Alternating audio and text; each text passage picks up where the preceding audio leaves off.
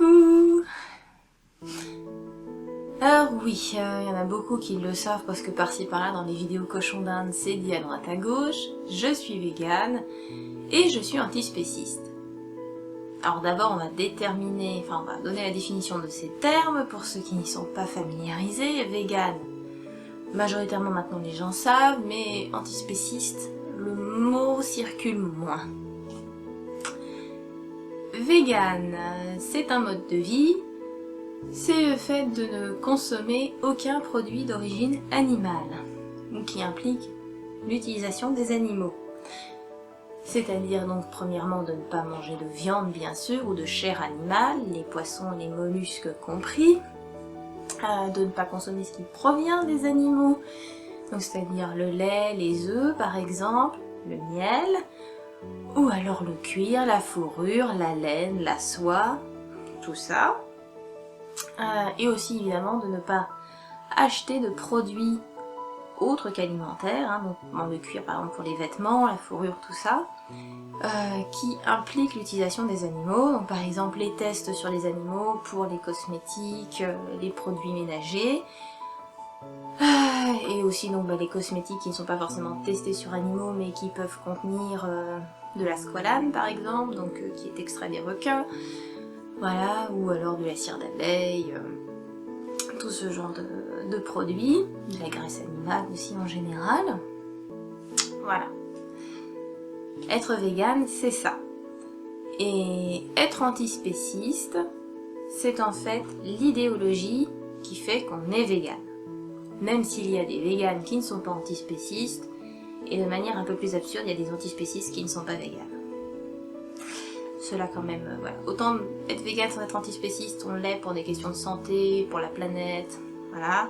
Mais être antispéciste sans être végane, bref. Et être antispéciste, c'est donc adhérer à l'idée que les humains sont des animaux, et que sous le prétexte que nous sommes des humains, que nous appartenons à une espèce, voilà, donc à cette espèce, que le fait d'appartenir à l'espèce humaine n'est pas un critère pour justifier le fait d'exploiter les autres. Un antispéciste se base sur le fait qu'un être sentient a le droit à la vie, et que nous ne sommes pas les seuls êtres sentients sur cette planète. Tous les mammifères le sont, les oiseaux le sont, les poissons le sont, les reptiles, les amphibiens, voilà, les insectes certainement. C'est plus compliqué à leur niveau, mais certainement. Donc voilà, tous ces animaux-là sont des individus, ils sont sujets d'une vie, et donc les exploiter n'est pas moralement acceptable pour un antispéciste. En premier lieu, avant d'être végane, j'étais déjà antispéciste.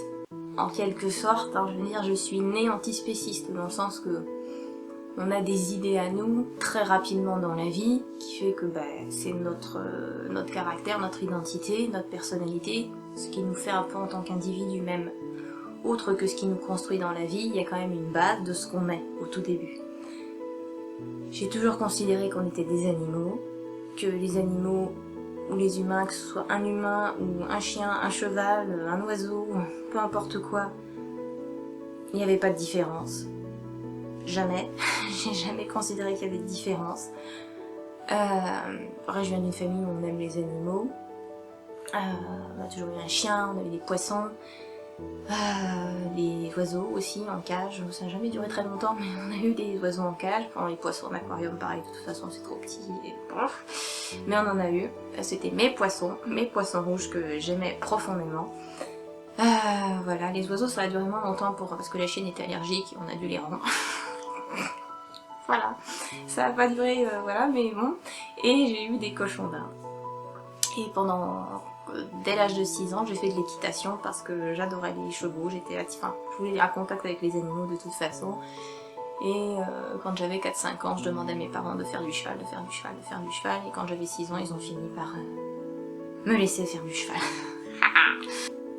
Et puis après, j'ai des passions aussi pour d'autres animaux, autres que les cochons d'Inde, voilà. Donc en bref, c'est les requins, j'adore les requins. Je les adore depuis que j'ai 10 ans, je vénère les requins, j'adore ces animaux. Ils sont passionnants, ils sont magnifiques, ils sont beaux. Voilà, tous.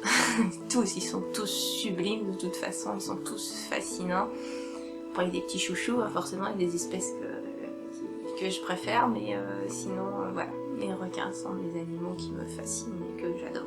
Bon, j'aime bien les pieuvres aussi, parce que, pareil, c'est des animaux incroyablement fascinants. Mais on n'en parle pas assez malheureusement de ces pauvres bêtes, alors que les requins fascinent parce qu'ils sont dangereux, soi-disant, enfin ce genre d'absurdité, voilà. Alors que les pieuvres, c'est pas qu'elles sont dangereuses, mais alors qu'elles sont très intelligentes, elles ont des capacités cognitives incroyables et on les fait cuire vivantes pendant ce temps-là. Bref.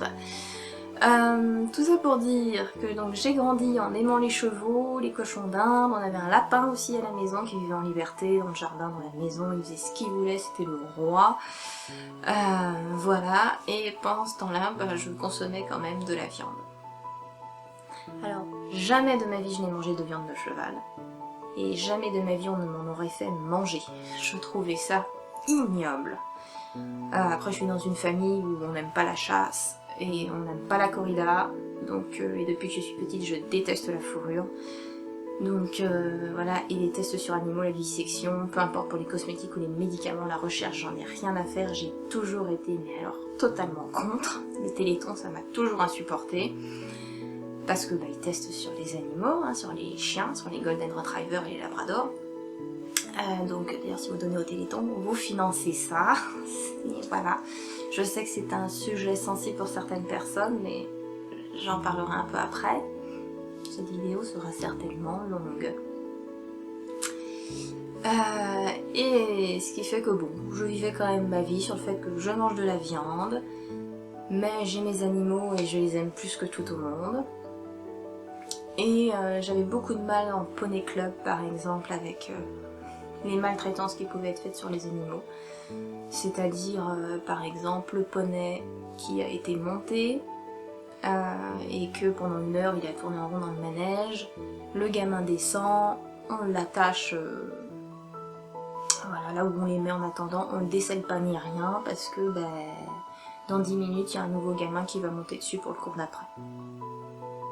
Ça je supportais pas. Ou alors aussi la ponette elle est gestante et elle est quand même montée. Voilà ça, donc ces poney clubs là par exemple, du coup on en changeait parce que j'ai fait plusieurs poney clubs parce que je supportais pas ces poney clubs. Voilà, donc j'avais environ 10 ans, peut-être un peu moins, aux alentours de 10 ans et c'était problématique parce que voilà.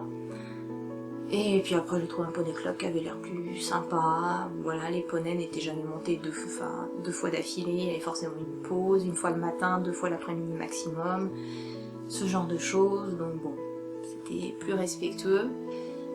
Mais il y avait quand même des choses... qui n'allaient pas dans le sens où de toute façon on force les animaux à faire des choses qu'ils ne veulent pas faire.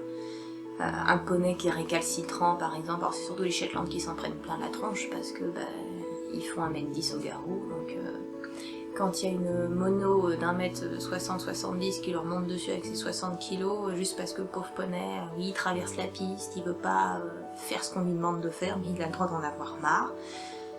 Le pauvre poney Shetland, il doit porter les 60-65 kg de la monitrice qui lui talonne à fond le bide pour le punir et lui faire 10 fois le tour du manège au galop avec son gros tas, avec le gros tas sur le dos, pour le punir et lui dire que non, tu dois obéir à ce que le gamin te demande depuis tout à l'heure alors qu'il te tient les rênes comme un malade, qui t'arrache la bouche et qu'il fait n'importe quoi. Voilà, donc les poney clubs. Voilà, c'était... Bon, puis tourner en rond dans un manège ou là dans la carrière, quoi, de toute façon. Donc voilà, de toute façon, voilà, le monde extérieur, la manière dont sont traités les animaux à l'extérieur, de toute façon, il y a toujours eu un problème. Et pourtant, c'est pas des cas de maltraitance horrible, hein, mais c'est quand même de la maltraitance et des trucs qui ne devraient pas exister. Ça me dérangeait beaucoup. Et puis bon, à l'adolescence, on réfléchit forcément, et je réfléchissais à des incohérences forcément, et les incohérences, j'aime pas ça, j'aime être logique, tout simplement, et aller au bout de mes idées. Donc je réfléchissais, je me suis jamais maquillée jusque là, parce que comme je considérais que les cosmétiques étaient testés sur animaux, ben, j'allais certainement pas me maquiller.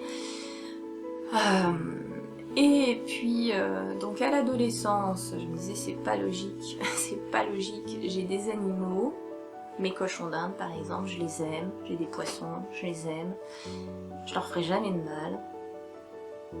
Et puis bon, sauf qu'à côté, bah, y a de la viande dans mon assiette, et surtout qu'on avait un lapin de compagnie. Et alors ça, c'est vrai que ça m'avait pas dérangé parce que on avait un lapin de compagnie. Et j'adorais le lapin, la viande de lapin, je trouve ça super bon. Donc j'ai continué d'en manger malgré le fait qu'on avait un lapin de compagnie. Et c'était clair dans ma tête, c'est pas le même lapin. Voilà, hein, c'était... voilà, alors que les cochons d'Inde, on n'aurait jamais fait manger. Voilà, dans les livres sur cochons d'Inde, quand j'ai appris que au Pérou, ils les bouffaient, j'étais là, barbare. C'était pas logique. Même si mon père a travaillé en abattoir, et depuis que je suis petite, je sais comment ça se passe. Il me l'a raconté, il m'a dit comment ça se passait, que les veaux étaient anémiés pour que la viande soit blanche, et je mangeais du veau, et j'aimais ça. Et puis qu'on électrocute, enfin l'électronarcose pour les cochons, je l'ai toujours su. Et je vivais avec le fait que bah oui, ça se passe comme ça, on mange de la viande, les animaux ils sont élevés, ils sont tués. Mais c'est pas la même chose quand même de le faire. Donc malgré le fait que je savais ce qui se passait, mais je l'acceptais depuis que j'étais petite puisque on en avait parlé, et que c'était pas un problème pour moi. Bon, j'ai jamais vu d'image hein, pour autant, parce que je pense que ça m'aurait certainement plus dérangé. Mais du moins je ne tombais pas de haut. Il y a des gens pour qui, ah bon, enfin limite ils oublient que derrière la viande il y a un animal. Moi non, hein, je veux dire, le lapin quand on le bouffait, il y avait la tête, les yeux de merde en fric. Voilà, pareil, donc oui c'est un animal en entier, c'est bon, ça m'a jamais dérangé plus que ça. Mais je pense que ce qu'il y a, je sais pas pourquoi, parce que le lapin ça ne me l'a pas fait, mais peut-être que c'était pas à la bonne époque, mais ça me l'a fait pour les poules. Donc j'ai eu un job d'été de travailler dans un élevage de poules pondeuses, bio. Parce que je savais, dans la même région, hein, il y a aussi des fermes avec des œufs en batterie, des poules en batterie, donc dans des cages, tout ça, et je savais très bien à quoi ça ressemblait là-dedans, et c'était sûr que jamais j'y travaillerais. Par contre, les poules bio, puisqu'on a toujours acheté dans ma famille des poules d'œufs élevées, enfin de poules élevées en plein air, bio ou pas bio, mais label rouge, tout ça, donc du plein air, et je suis allée y travailler. Bon, ça ressemblait à ce que je m'attendais de toute façon, hein. Je l'avais vu de l'extérieur, de toute façon le bâtiment je le connaissais de l'extérieur depuis longtemps. Donc c'est un grand bâtiment avec un grand parc d'herbe autour, il y a 2000 poules dans le bâtiment, et puis moi mon travail ça consistait à... En fait à l'intérieur du bâtiment il y a des nids, les nids, le sol est un peu incliné, comme ça quand la poule se cache dans le nid pour pondre, son œuf roule, il descend dans une trappe, il tombe sur un tapis roulant, et à l'extérieur du poulailler, il y a une zone où le tapis roulant arrive et il faut ramasser les œufs pour les mettre dans les boîtes. Avant de, donc après on met les boîtes dans des cartons et c'est expédié chez les revendeurs. Donc les magasins bio, les grandes surfaces qui font des œufs bio. Et donc bon bah ce travail c'était simple, hein, il suffisait donc de ramasser les œufs, de les mettre dans les boîtes, de mettre la date de ponte, de faire les trucs, et tous les jours forcément par contre il fallait rentrer dans le bâtiment pour s'assurer que ça fonctionne bien, que les grains sont bien distribués, que les abreuvoirs fonctionnent bien, donc c'est juste une petite bille qu'il faut pousser avec de l'eau, donc s'assurer que l'eau coule bien. Et puis ramasser les cadavres parce que les poules, surtout que je travaille donc c'était un travail d'été, donc sous de la tôle en juillet et août, c'est une fournaise pas possible, il n'y a pas de clim, hein. Donc c'est une fournaise pas possible, il y a 15 cadavres tous les jours. Donc fallait ramasser les cadavres tous les jours, et les mettre dans le congélateur pour quand elles partiraient à l'équarrissage. Et noter sur le calepin, moins 15 poules, moins 12 poules, voilà le nombre de poules que j'ai ramassées mortes. Et puis tous les jours, donc j'allais dans le bâtiment, et puis j'en ai repéré une. Forcément, moi en plus avec les animaux, je marche beaucoup par coup de cœur, et elle, je l'ai vue. Ça a été immédiat. Je l'adorais. Je l'ai vue tout de suite, c'était... Voilà. Elle, tous les jours, j'allais la voir. Comme c'était un travail d'été, à la fin de l'été, je savais que le bâtiment allait être vidé parce que les poules allaient partir à l'abattoir.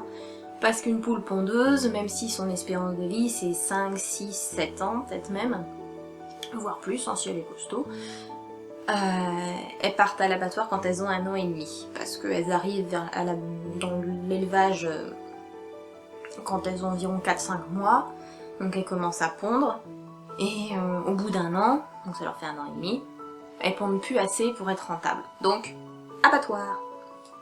Et puis ça fera des nuggets chez McDo ou chez KFC. Et puis ben, elle, je la regardais tous les jours et je me disais c'est pas possible, t'iras pas à l'abattoir. C'est pas possible. Je l'appelais la meuneuse. J'ai une petite référence à Chicken Run, je sais pas pourquoi, elle est rousse, forcément c'était des poules rousses. Donc, elle était belle ma meuneuse. Elle avait une crête super rase, juste les petites dents là qui dépassaient, c'est tout. Elle avait rien d'autre. Et elle était sur le plus haut perchoir, tout au fond, à droite. Et avec de chaque côté, ses sbires. Parce que du coup, elle avait toujours les mêmes poules de chaque côté d'elle, qui avaient aussi toutes leurs plumes. Parce que celles qui étaient au sol, elles avaient 0 plume. Et plus on montait sur les perchoirs, plus elles avaient de plumes. Et donc celles qui étaient tout en haut, elles avaient toutes leurs plumes. Mais du coup, elles n'étaient pas nombreuses, hein, parce que 2000 dans le bâtiment, il n'y en a pas 1000 hein, qui tiennent en haut des perchoirs. Le problème des poules, c'est que ce sont des animaux sociaux, mais qui vivent en petits groupes à l'état sauvage, donc c'est une espèce, ça se rapproche du faisan, hein, mais le coq et la poule qu'on a domestiqués viennent d'Asie, et donc ce sont des espèces voilà, qui vivent en petits groupes. Il y a un mâle avec quelques femelles avec lui, et voilà, donc ça va compter 10 individus maximum, ce genre de choses. Donc leur manière d'instaurer une hiérarchie, c'est celui qui est en haut de la hiérarchie donne un coup de bec à tous ceux qui sont en dessous. Le deuxième donne un coup de bec à tous les autres et pas au premier, et ainsi de suite. Ce qui fait que forcément le dernier il se prend quand même pas mal de coups de bec, mais comme ils sont que 10, ça va. Alors si vous mettez 2000 animaux dans le bâtiment, c'est compliqué pour eux, physiologiquement tels que leur espèce est faite, et donc tels qu'ils envisagent la hiérarchie et la vie en groupe, de gérer la hiérarchie quand on est 2000 alors qu'on se dit, on appréhende de base la hiérarchie sur 10, 15 individus. Donc ce qui fait qu'elles se bouffaient les plumes.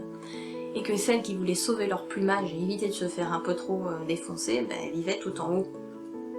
Ce qui fait quand même que la meuneuse, je me dis, elle a vécu 1 an et demi sur le perchoir. Elle a jamais mis les pattes hors du bâtiment. Parce que sinon elle se serait fait bouffer. Donc pendant 1 an et demi, elle est restée sur son perchoir, et éventuellement à descendre rapidos dans le nid pour pondre, ou rapidos pour picorer, boire, et remonter sur son perchoir. Voilà, celles qui avaient leurs plumes, c'était ça leur vie. Parce que celles qui allaient dehors, elles étaient toutes sans plumes. Donc moi je ramasse mes œufs, et puis je finis par le dire hein, au propriétaire.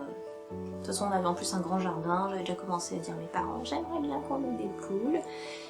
Et puis voilà, l'occasion se tombait dessus, quoi. J'en avais déjà parlé sans que je rencontre de poule. J'ai une poule là sous les yeux et je suis là, c'est hors de question que tu partes à l'abattoir. Donc on me dit oui bah tu peux la prendre. Donc, je prends la meuneuse, puis je me dis elle va pas être toute seule, donc je regarde dans le bâtiment, j'en attrape une autre. Et puis hop, à la maison on a construit un poulailler et puis j'ai la meuneuse et Corolle que je fais vivre comme ça à la maison. Malheureusement, Corolle n'a pas supporté le changement de vie. C'est aussi, elle a vécu enfermée dans un bâtiment, parce que même si elle était à l'extérieur, elle avait toutes ses plumes, donc elle n'était jamais sortie. Donc le changement de vie, etc., je sais pas, elle est tombée malade, elle a eu une fièvre pas possible, malgré les médocs du veto, on n'a pas réussi à la soigner, elle est morte rapidement.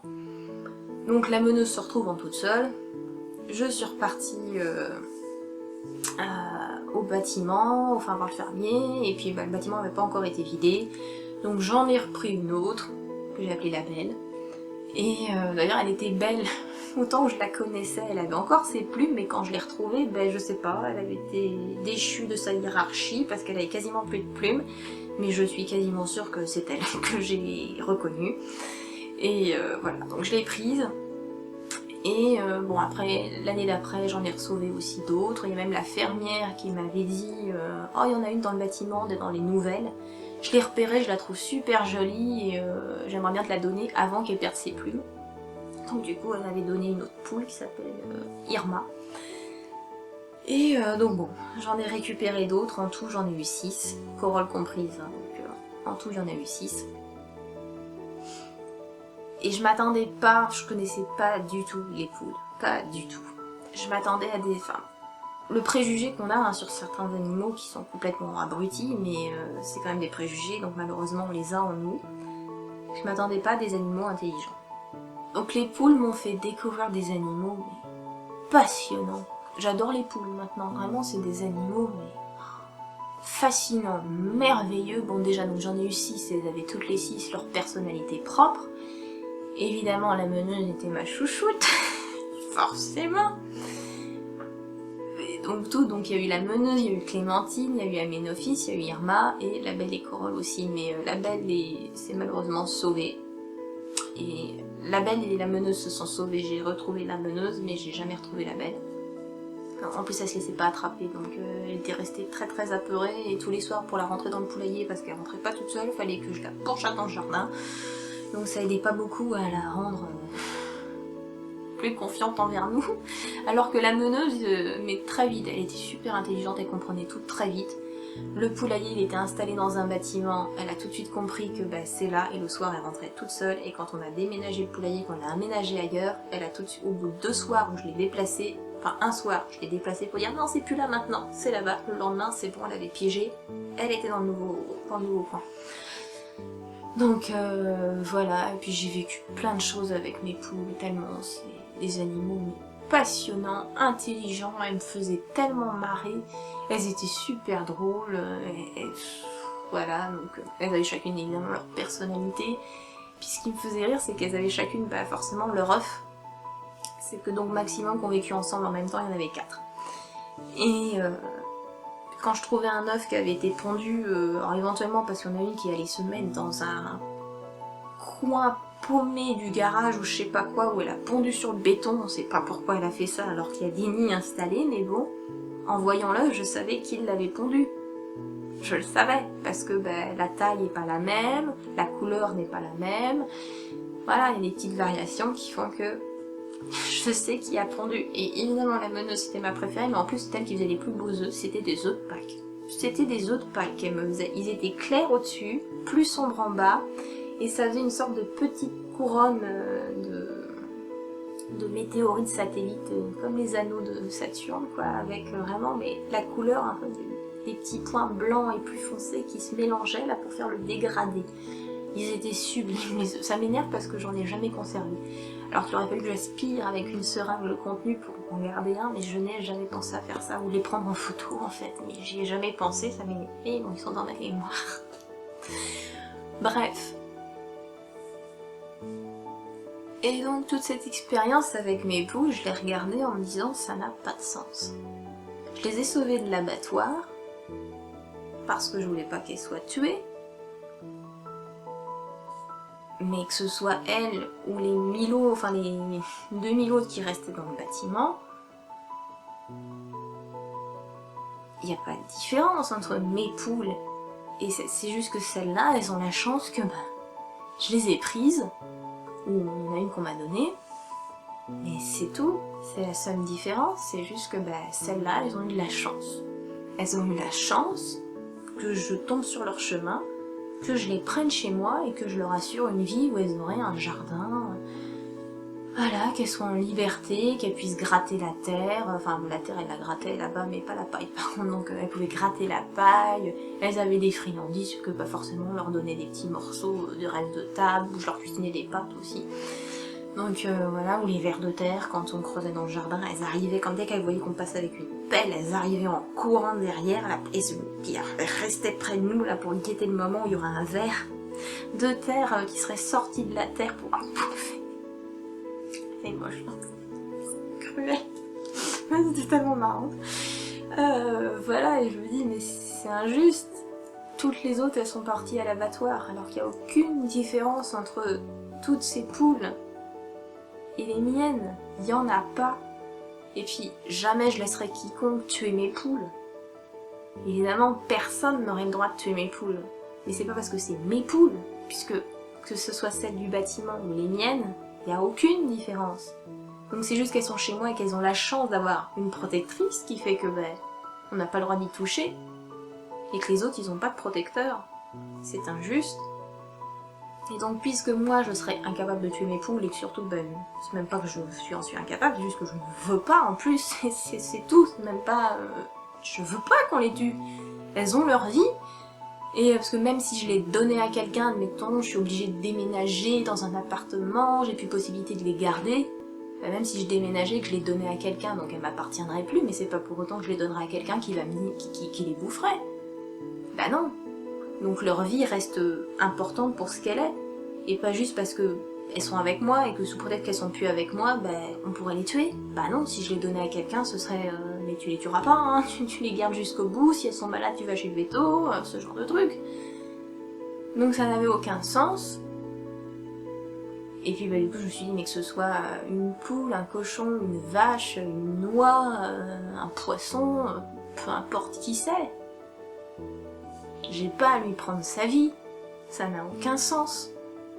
Voilà, c'est tout. C'est juste que les animaux qu'on tue dans les abattoirs, bah, qu'on pêche en mer, ils n'ont pas la chance de vivre chez un humain qui leur sert de protecteur. C'est la seule différence. Et c'est injuste. Quand un humain vient au monde, sa vie est protégée juste parce que c'est un individu, c'est une personne. C'est tout. C'est pas parce que il est protégé par quelqu'un ni rien. Il mérite la protection de base parce que c'est un individu, c'est une personne. Et les animaux, c'est la même chose. Ce sont des personnes. Tout ce qui qualifie une personne, c'est la même chose. Enfin, ça correspond aux animaux. Vos cochons d'Inde, vous savez que ce sont des individus différents les uns des autres. Qu'aucun de vos cochons d'Inde n'est pareil. Voilà, j'ai connu des quarantaines de cochons d'Inde maintenant avec les miens, ceux des FA, puis après ceux éventuellement que j'ai un peu connus en extérieur, mais surtout ceux que j'ai eu chez moi.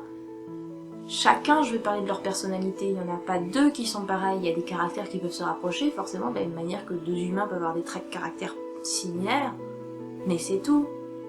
Leurs relations sont différentes, on peut prendre des cochons d'Inde et les mettre en groupe, les observer, leur manière de gérer les conflits, leur manière de gérer leur vie sociale.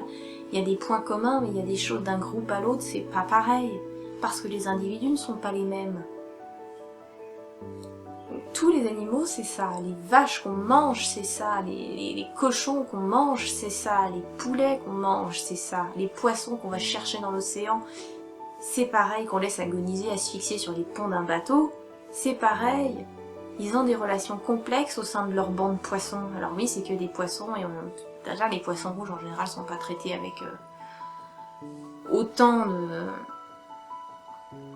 de sensibilité et d'intérêt ou de respect que les chiens et les chats. Déjà que les chiens et les chats c'est en haut, les rongeurs c'est un peu en dessous, et puis alors les poissons, je me demande pourquoi les gens ont des poissons si c'est pas pour les aimer. J'ai toujours aimé profondément mes poissons. Mes poissons, j'en ai eu 20 en tout. Ils avaient chacun un nom forcément, mais c'était pas les mêmes. C'était pas les mêmes. Ils avaient chacun leur personnalité, je les regardais évoluer.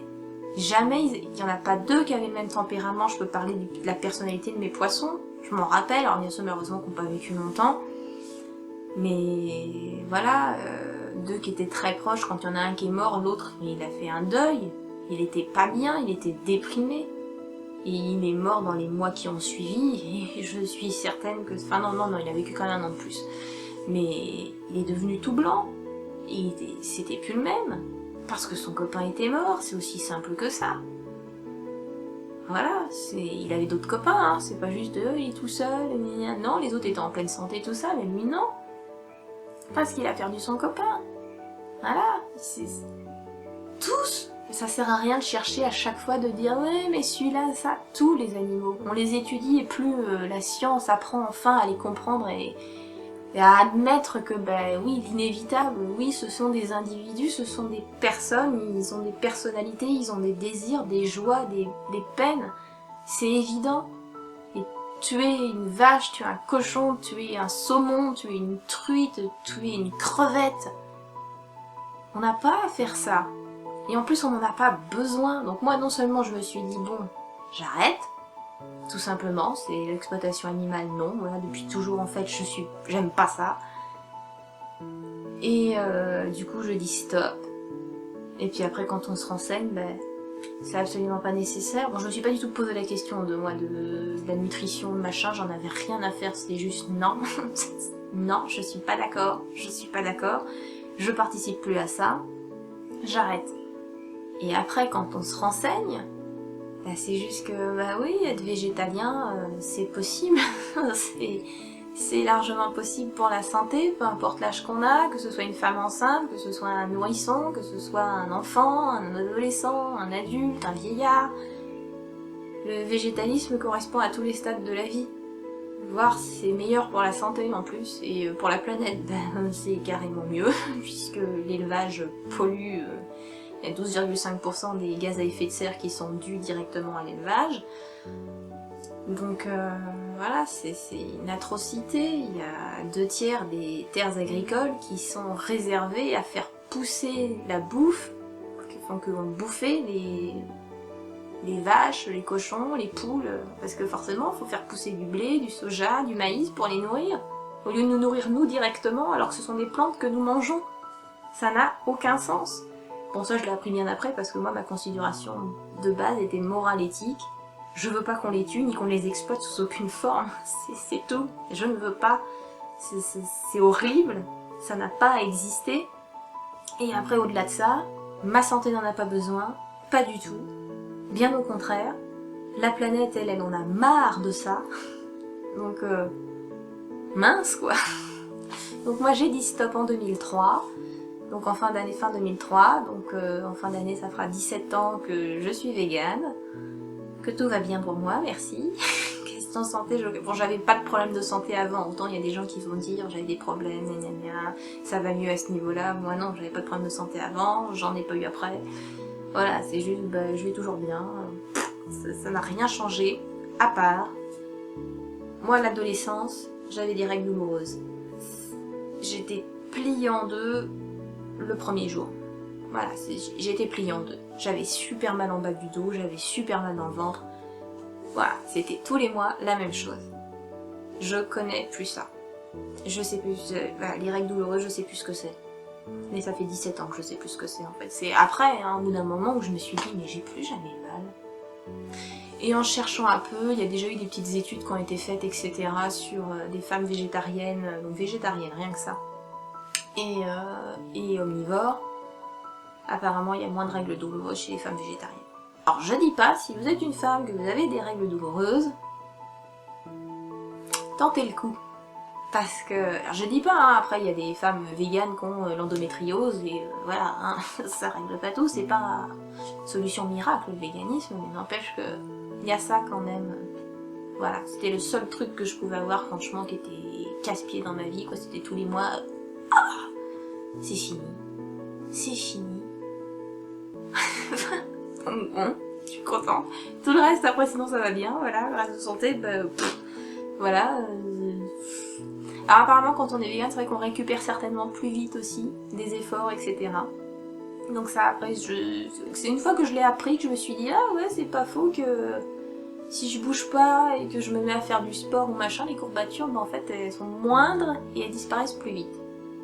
Quand on parle de véganisme, donc, et là c'est ce que j'ai fait, on parle beaucoup d'alimentation.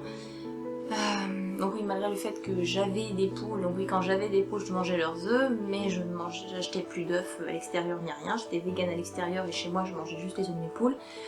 Et quand toutes mes poules sont mortes, bah du coup, je ne mangeais plus d'œufs, tout simplement.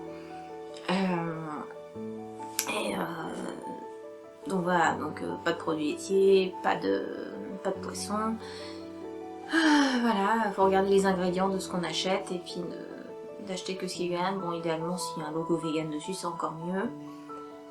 Bon, pour les aliments, c'est pas forcément nécessaire qu'il y ait un logo vegan, puisque quand on regarde les ingrédients, on comprend. Sauf si quand il y a la liste des E quelque chose avec tous les conservateurs, c'est plus difficile. Voilà, parce que les E quelque chose, ça peut être des conservateurs ou aussi des colorants. Donc il y a la cochenille qui est un insecte qui sert à faire le pigment rouge. Forcément, il y a des confitures ou des bonbons, voilà, des yaourts ou je sais pas quoi, ou si on veut forcer la couleur rouge, ben on peut utiliser de l'insecte écrasé dedans pour faire un pigment rouge. Donc forcément c'est pas vegan. Voilà, donc ce genre de choses. Même si bon, quand on devient vegan aussi majoritairement, bah on prend des produits dont la liste d'ingrédients n'est pas aussi longue que le bras, mais où il y a plus ou moins juste ce qui est censé être dedans. Donc forcément, bah c'est lisible. puisque bah, y a pas de conservateur, ce genre de truc, on se tourne plus vers le bio parce que de toute façon on est sensible à l'écologie et à se dire que mais pourquoi détruire les écosystèmes.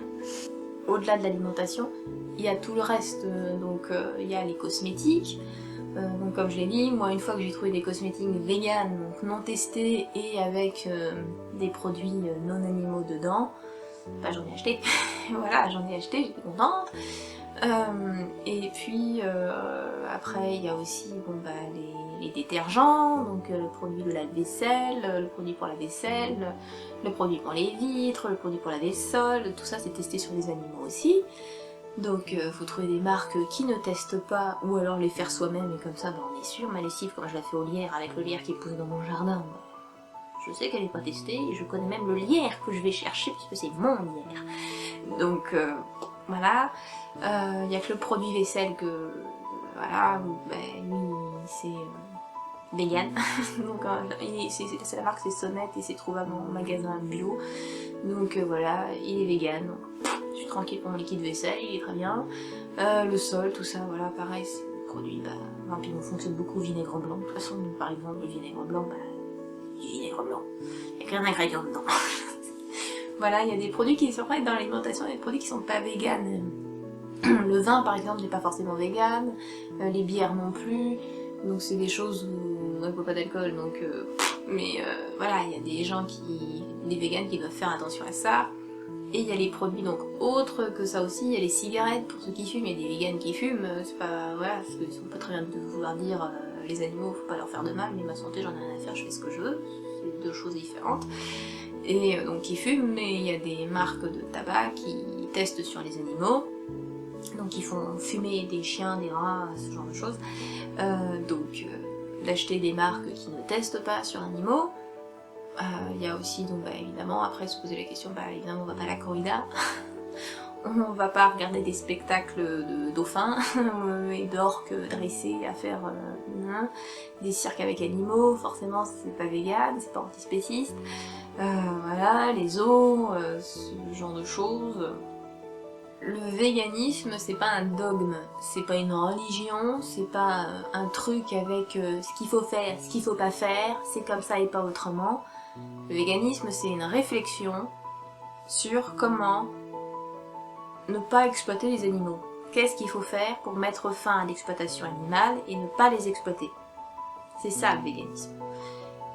Donc il y a des choses où c'est clair et net qu'il faut pas. Manger de la viande, manger du poisson, manger des produits laitiers, non, faut pas.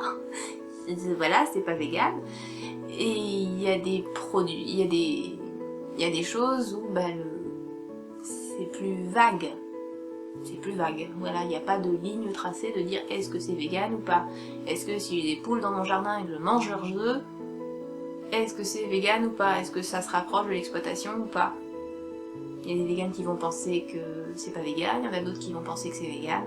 Voilà, il y a des animaux pour lesquels on n'a pas de preuve du fait qu'ils soient... qui aient des capacités cognitives, que ce soit des individus comme les huîtres par exemple, voilà, où c'est plus compliqué, et où donc il y a des véganes qui vont manger des huîtres, et il y a des véganes qui ne vont pas manger d'huîtres, voilà. Ce genre de choses. Et il y a aussi le fait de considérer, puisque avant tout c'est de mettre fin à l'exploitation animale, donc c'est de considérer est-ce que boycotter ce produit a un impact sur l'exploitation animale. Par exemple, la gélatine. Dans les biscuits, enfin dans les bonbons, il y a de la gélatine. Et la gélatine, c'est des déchets d'abattoir.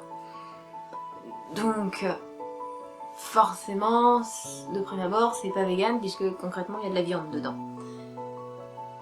Et qu'il existe aussi une alternative végétale, voilà, d'algues, qui sert très très bien pour faire de la gélatine végétale, et du coup, le produit est vegan et on est tranquille. Mais comme c'est un déchet d'abattoir, on tue pas un animal pour sa gélatine, on le tue pour sa viande, et ce qui vient autour n'est que ce sont des sous-produits de la viande. C'est juste que ça vient après, par exemple la corne, donc la corne des sabots, la corne, des cornes que peuvent avoir les vaches, même si majoritairement elles en ont plus quand elles arrivent à l'abattoir, mais voilà, ce genre de déchets, les os, la gélatine, la moelle, tous ces trucs-là sont des rebuts d'abattoir. Donc on tue pas la vache pour ça. Mais autant utiliser le filon jusqu'au bout et puis tout utiliser. Donc c'est utilisé.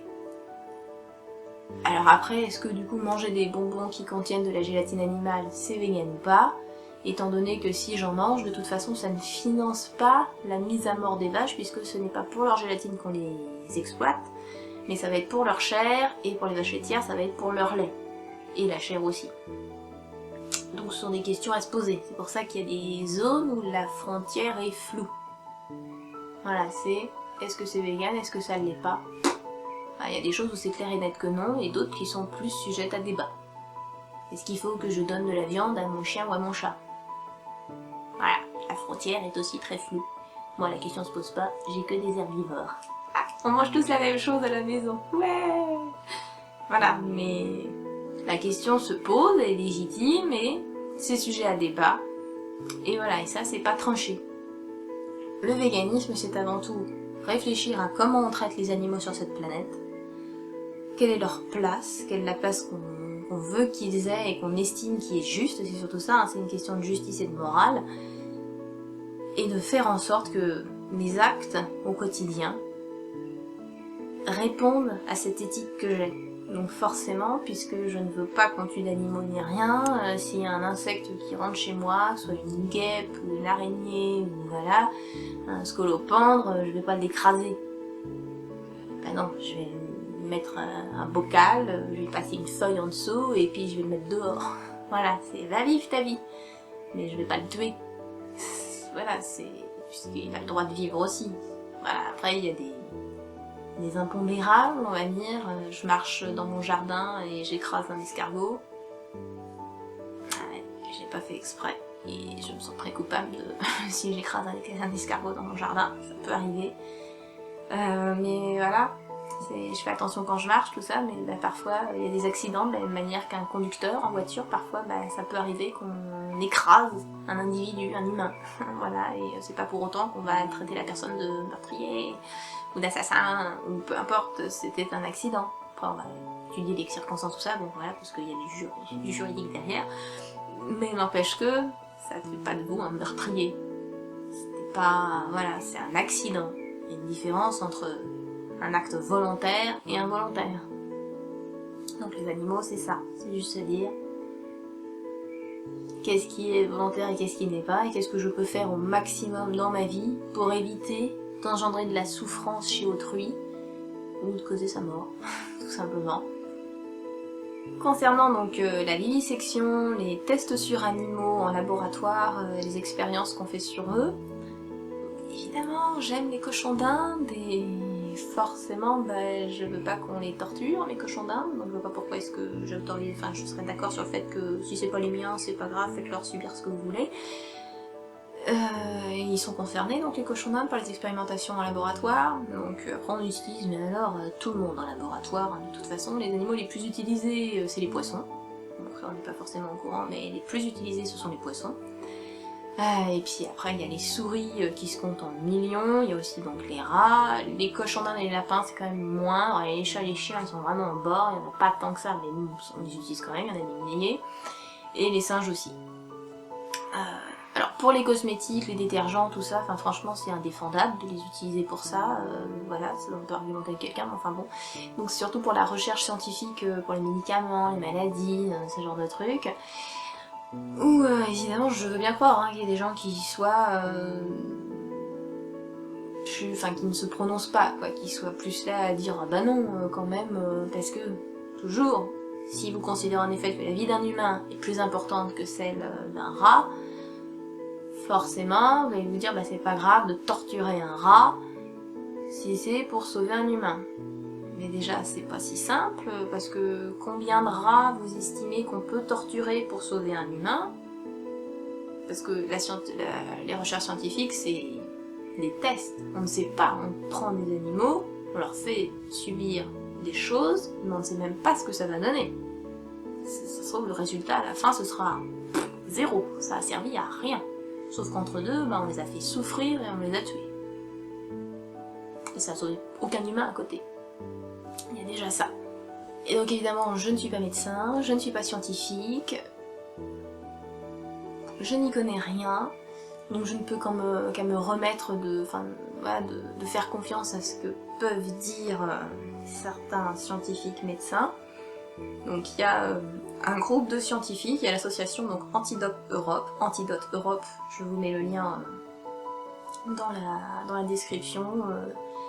Voilà, si vous voulez vous intéresser à ça, ou donc eux, ils ne sont absolument pas d'accord sur le fait d'utiliser les animaux, peu importe pourquoi, puisque pour eux, c'est une faute scientifique et en fait, on perd du temps à faire des expériences sur les animaux, puisque chaque espèce a son fonctionnement propre et qu'on ne peut pas reporter ça sur l'humain. Voilà, donc... réfléchis, enfin voilà, bon je vais pas aborder le sujet machin parce que c'est très long et voilà, donc il y aurait plein de choses à dire, mais si vraiment vous voulez vous intéresser à ça, cherchez des trucs sur Antidote Europe, voilà, il y a plein d'articles disponibles, des vidéos sur internet, tout ça, pour en apprendre davantage et donc se dire que c'est pas un mal nécessaire, parce que ça doit être la dernière chose, vraiment le mal nécessaire, où il y a beaucoup de gens qui sont là, non mais ceux sont là, non, voilà, c'est pas si simple que ça de dire non. Il y a beaucoup à redire aussi là-dessus. Alors en commentaire de cette vidéo, vous pouvez débattre comme vous voulez. Moi je répondrai à aucune question pour la bonne et simple raison que toutes les questions que vous pourrez vous poser sur le véganisme, sur l'éthique animale, sur la santé, sur la planète, sur les animaux, sur Cro-Magnon et les chasseurs-cueilleurs, sur le lion qui mange la gazelle, tout ça, ça a déjà des réponses sur internet. Bon alors majoritairement le lion qui mange la gazelle, c'est juste que votre cerveau, vous avez vraiment pas envie de le faire travailler, ou vous êtes un troll, et dans les deux cas, ça ne mérite pas qu'on y réponde. Mais sinon, partout sur internet, vous avez toutes les réponses que vous voulez, donc j'ai aucune raison d'en parler, puisque toutes les raisons sont déjà sur internet. Il suffit de taper dans votre moteur de recherche préféré ce que vous vouliez poser en commentaire, à la place vous mettez dans la barre de recherche, et vous aurez votre réponse. Je vous mettrai aussi en commentaire de la vidéo de façon des vidéos aussi bien de documentaires, ou d'articles, voilà, pour vous renseigner. Alors si vous êtes vraiment intéressé par la question et que vous voulez quand même bien vous renseigner, réfléchir, prolonger comme ça votre réflexion, si ce que je vous ai dit ça vous parle un peu, bon, moi je lis plus des bouquins, hein, je suis plus bouquin, papier, voilà, c'est mon truc. Donc j'en ai pas mal. Donc, je vais parler de plus ou moins, voilà. Je vais d'abord vous parler de la révolution végétarienne de Thomas Lepelletier, parce que il est super court. Alors voilà, c'est pas écrit gros, il fait 160 pages, donc comme ça, mais en 1 ou 2 jours, vous l'avez lu. Ça va droit au but, c'est direct, net, paf, paf, ça tergiverse pas ni rien, les idées sont là, elles sont amenées, point barre, voilà, donc c'est très simple, je veux dire, pour avoir une première approche directe du véganisme, l'air de rien c'est l'idéologie, donc c'est super simple puisque on va droit au but, on lit, point, voilà, donc c'est super rapide, c'est simple, précis, c'est pour ça que je l'aime beaucoup, parce que il est brut de décoffrage. C'est simple, voilà, si vous n'avez pas envie de trop lire ni rien, il est très bien, il amène tout directement, comme ça. Sinon, pour approfondir et parler un peu plus, et donc il y avait de très bonnes critiques, voir son steak comme un animal mort, qui est plus une réflexion. Alors c'est terrible parce que, on paraît, donc lui vous voyez, il est pas long, enfin il est écrit gros aussi, il est juste un petit peu plus long, il fait 210 pages, donc pareil, il est très simple de lecture, autant celui-là c'est véganisme brut antispécisme, hein, c'est, voilà, il n'y a pas de compromis, hein, il faut faire ça. Ouais, c'est pour ça que je l'aime bien. Mais donc bon, quand on est militant, tout ça, ça passe. Mais c'est vrai que si vous voulez quelque chose avec une lecture plus souple, voilà, il plaît plus celui-là, on va dire, voir son steak comme un animal mort. Donc de Martin Gibert. Voilà. Et il y a aussi, donc, et en plus il a aussi fait des conférences qui portent le même titre, je les mettrai en lien dans la vidéo. Et donc, toujours dans la réflexion de l'antispécisme et du véganisme, pour vous faire réfléchir, donc La libération animale de Peter Singer, qui est un petit peu le lancement du mouvement animaliste moderne. Je dis moderne, donc post-Seconde Guerre mondiale, donc à partir, voilà, après 45. Bon, il date de 75 le bouquin normalement. Il est publié en 75. Voilà, parce que c'est un petit peu la philosophie qui a alimenté le mouvement animaliste qu'on connaît aujourd'hui.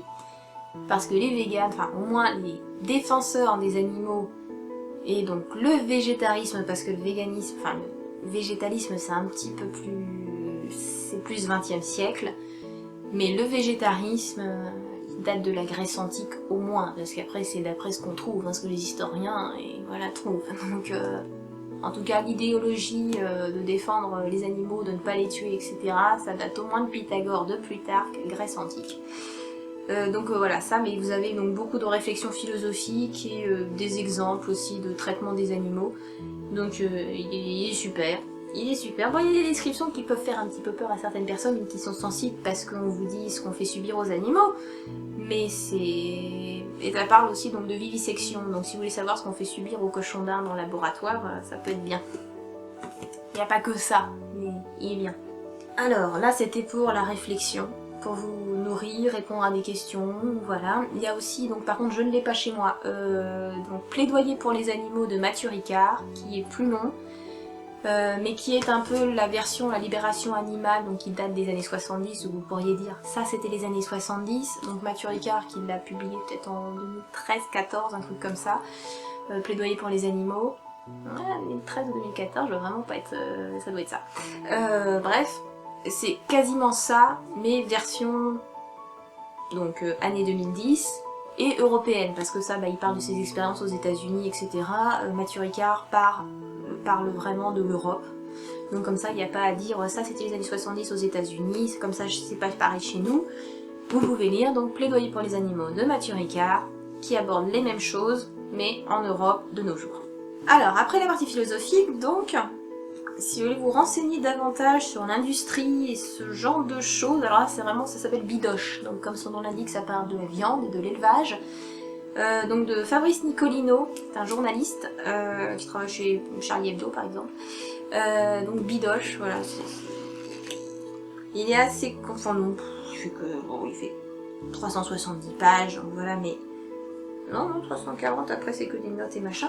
Il est passionnant ce bouquin. Fabrice Nicolino n'est même pas végétarien, je tiens à le préciser, donc c'est même pas voilà, de la propagande ou rien. Si vous voulez pas un bouquin écrit par un végétarien, vous pouvez avoir celui-là, Bidoche, qui est passionnant. Donc ça traite de l'agriculture et de l'élevage après la Seconde Guerre mondiale, tout ce qu'on a, donc tout ce que ça a transformé en France, puisque donc ça parle de la France et de l'Europe. C'est passionnant. Voilà, je le relirai un jour et je le relirai certainement encore d'autres fois, tellement ce bouquin est passionnant. Lisez-le, il est merveilleux. Voilà, c'est le bouquin que j'attendais dans un sens. Il y a eu le bouquin. Ensuite, si vous voulez vous dire, mais on a toujours exploité les animaux, comment est-ce que l'humain il peut vivre sans exploiter les animaux, gna gna gna gna gna. Si vous voulez pas trop y réfléchir et que vous voulez que quelqu'un d'autre le fasse à votre place, il y a Zoopolis, ils ont des noms pas possibles, de Will Kimlinka et de Sue Donaldson, qui ont réfléchi, il y a vraiment très gros format ce machin. Donc pareil, il fait quoi? Il fait 330 pages, et j'ai trouvé bon, voilà. Mais bon, voilà, c'est des idées, ça va pas très en profondeur hein, de toute façon, c'est une réflexion sur, ouais, si on n'exploite pas les animaux, comment est-ce qu'on vit avec les animaux sauvages, comment est-ce qu'on vit avec les animaux donc sauvages qui vivent dans la forêt, dans la savane, tout ça, les animaux sauvages qui vivent parmi nous, les pigeons, les rats, voilà, ces animaux-là, le renard qui vient aussi chez nous, etc. Comment est-ce qu'on vit avec ces animaux-là, et comment est-ce qu'on vit avec les animaux domestiques. Voilà, c'est qu'est-ce qu'on fait des animaux d'élevage, puisqu'on ne peut plus les manger, qu'est-ce qu'on en fait, voilà. Il y a plein de réflexions là-dedans, c'est pas figé ni rien, vous avez le droit de penser autrement ni rien, voilà, c'est des pistes de réflexion, voilà, tout n'est pas parfait dedans, parce que c'est majoritairement des réflexions de qu'est-ce qu'on pourrait faire. Donc c'est pas parfait, mais n'empêche que c'est des idées qui sont amenées, et voilà, c'est très intéressant. Alors enfin, si vous voulez pas acheter de bouquins, si vous voulez juste lire des trucs en ligne pour avoir des idées, voilà, parcourir vite fait quelques paragraphes, glaner des infos à droite à gauche, vous pouvez aussi aller sur le site des cahiers antispécistes, qui existe depuis 1990, un truc comme ça, tout début des années 90. Où c'est de la réflexion, donc ce sont des antispécistes qui réfléchissent à des questions. Donc depuis 30 ans, je peux vous dire qu'ils ont eu le temps de réfléchir sur plein de sujets. Hein. Donc là, toutes les premières questions qui peuvent vous venir à l'esprit, mais ne vous inquiétez pas que ça fait belle lurette qu'ils se les ont posées. Donc voilà, c'est gratuit, c'est en ligne, donc voilà, il y a plein de réflexions, et vous pouvez aussi, donc c'est disponible, vous pouvez les lire et vous renseigner sur plein de choses. En vidéo, je vous mets aussi donc le lien vers la bande-annonce du documentaire The Game Changers qui est disponible sur Netflix. Le titre n'est pas du tout parlant, il est pourri, mais le documentaire est sympa. Donc c'est un documentaire qui s'adresse majoritairement, je veux dire, aux mecs qui aiment le muscle, qui disent que la viande, il faut de la viande pour être fort, nanana, que les légumes c'est pour les gonzesses, ce genre de trucs machistes. Voilà, donc je pense que ça s'adresse quand même plus à ce genre de personnes, pour dire qu'en tout cas que ouais, si vous faites du sport, que vous vous dites mais je peux pas avoir de muscles si je mange pas de viande, c'est un documentaire qui s'adresse surtout donc aux sportifs, puisque c'est un documentaire qui parle de sportifs véganes, voilà, ou de bodybuilder, hein, donc il a été produit en partie par Schwarzenegger qui est vegan depuis plusieurs années, par Mike Tyson qui est vegan depuis plusieurs années, Lewis Hamilton qui est devenu vegan, du coup il est devenu sympathique à mes yeux, voilà, qui est aussi vegan, voilà, donc après je me rappelle jamais du nom Baboubian, un truc comme ça, d'un porteur de poids. Je suis nulle en sport. Voilà, donc c'est vrai qu'il n'y a pas énormément de femmes, du coup il y a plus d'hommes dans le documentaire, mais il y a aussi des femmes sportives forcément qui sont véganes. Voilà, donc c'est pour parler que on peut faire tous les sports, être vegan, être performant, avoir du muscle, tout ça, voire avoir de meilleurs résultats ou machin. Donc si vous avez Netflix, The Game Changers, regardez-le, il est très bien. Un documentaire gratuit qui est disponible sur YouTube, c'est un documentaire qui a été fait en 2004 ou 2005 je crois, Earthlings, Terriens, donc qui est disponible en français sur YouTube. Bon, les versions sont peu importe votre nationalité, la langue que vous parlez, etc. Il est disponible dans toutes les langues sur YouTube, puisque c'est un documentaire gratuit, il a été fait gratuitement par son réalisateur.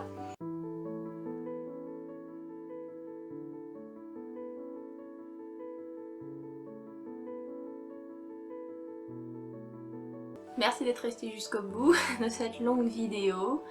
J'espère vous avoir apporté des pistes de réflexion, des informations, et je ne peux que vous encourager si vous vous dites c'est vrai, je dis que j'aime les animaux et pourtant je les mange, pourtant je participe à leur exploitation. Je ne peux que vous inviter à vous tourner vers le véganisme, à adopter une alimentation végétalienne et arrêter d'acheter du cuir, des doudounes avec des plumes à l'intérieur, des cosmétiques testés sur animaux ou qui contiennent de l'huile de requin, ce genre de choses. Voilà, de repenser vos achats, de repenser ce que vous financez et de vous dire que vous pouvez faire quelque chose de bien en achetant des produits qui sont éthiques. Voilà, donc toutes les informations, hein, si vous avez des questions, tout ça, je vous mets plein de liens en description, ou des vidéos certainement aussi en fiche sur la vidéo, donc vous aurez plein d'informations. Merci de réfléchir pour les animaux.